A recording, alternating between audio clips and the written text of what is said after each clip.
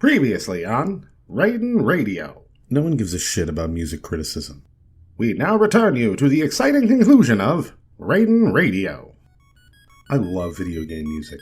So much so that there are entire games I simply didn't like while playing, but whose soundtracks made them memorable. I've been playing video games for a long time now, so I'm going to be talking about what are, in my opinion and from my experiences, the 5 most underappreciated tracks in video game history. So I'm specifying that these are from my experiences because they probably differ wildly from yours. So if there are some video game tunes that you feel are more deserving of attention, let me know in the comments because I would love to hear about some of your most cherished tracks. And with that out of the way, let us begin. Apparently this series became Dragon Quest, or it always was in Japan, and apparently it's still going on to this day. But I don't know about any of that, because I just played the original for days, weeks. What that means is that I've probably heard the music that plays for every single encounter countless times, and it still unsettles me to this day. It's so urgent. I mean, you start the game and there's this huge world and you have no idea where you're going. And all of a sudden, bam, the music is telling you that this is some serious shit, and even though it's just this little smiling slime, it feels unsettling. And this song doesn't change, save for some key battles. So when you inevitably wander somewhere that you are in no way prepared for, it plays again, only now you're staring down the barrel of some huge monster that is going to whip your ass and send you back to the start. So why do I think this song is underappreciated? Well, because this event happening over and over would serve as the blueprint for another game. A game which would go on to become the highest grossing property in any medium. So I feel it's fitting to give props to the obvious inspiration.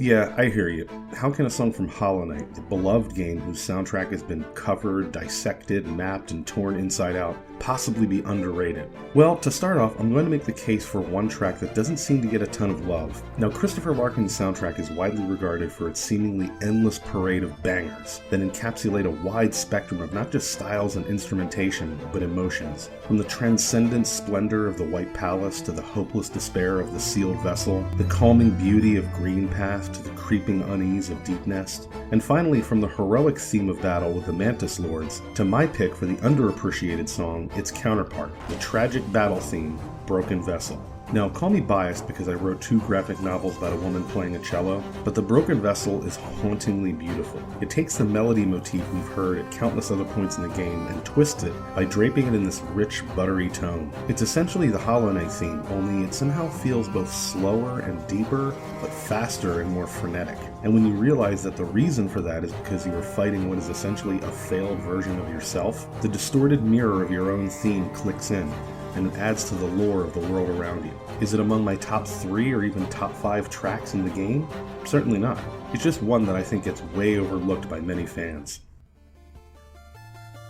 It wasn't until many years later that I learned that apparently everyone thought Castlevania II Simon's Quest was ass. I only remember whipping monsters and getting lost in this crazy world where you have to collect Dracula's body parts and perform a ceremony to bring him back to life only to kill him again, which seemed fucked up. Like, why don't you just leave him dead?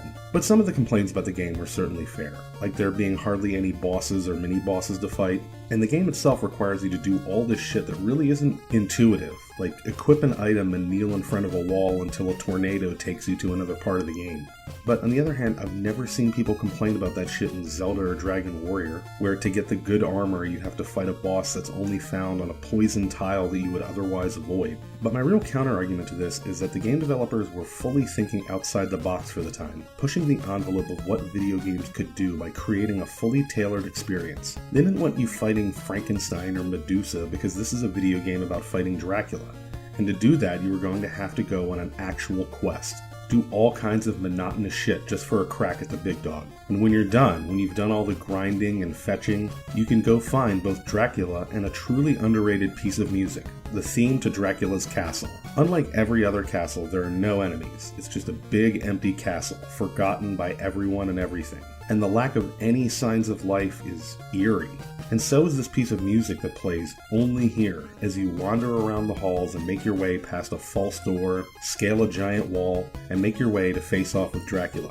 It's such a perfect piece of video game music because it feels as dreary and lonely as the world you're wandering into, while also being foreboding and ominous as the threat you're seeking out.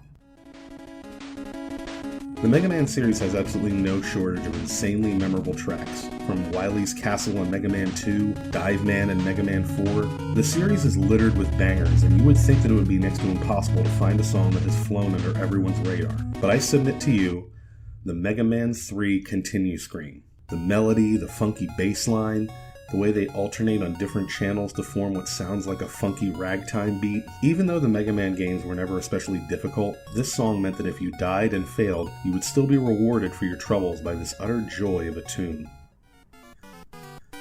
Somewhere out there, somebody is saying to themselves, this isn't the real Super Mario 2, that was Lost Worlds. This is a game called Doki Doki Panic turned into a Mario game because they didn't think Americans could handle the difficulty. To that person I say, you're an asshole, and congratulations on pulling out that fact like some rare artifact that we didn't already all know. And also, we played Lost Worlds on Super Mario All-Stars on the SNES. Anyway, asshole, when I was a kid, none of that mattered because everyone thought Super Mario 2 was the shit. In fact, I distinctly remember having to run to the video rental store just to rent and re-rent it because they only had one copy and everyone wanted it. Musically, this is probably the most influential game in the series. From the very first level, we hear the developers playing around with jazz and ragtime grooves that became a staple of the series from Mario World, Mario Galaxy, and Mario Odyssey. So if you love the music of Mario, you have Mario 2 to thank for that.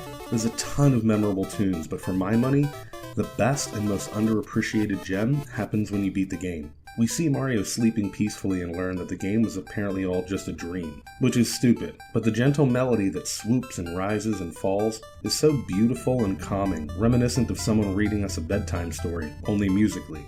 And that's it. That's my top 5 underrated video game tracks. I probably missed a bunch, so let me know in the comments which ones you would nominate, and I'll see you when I see you.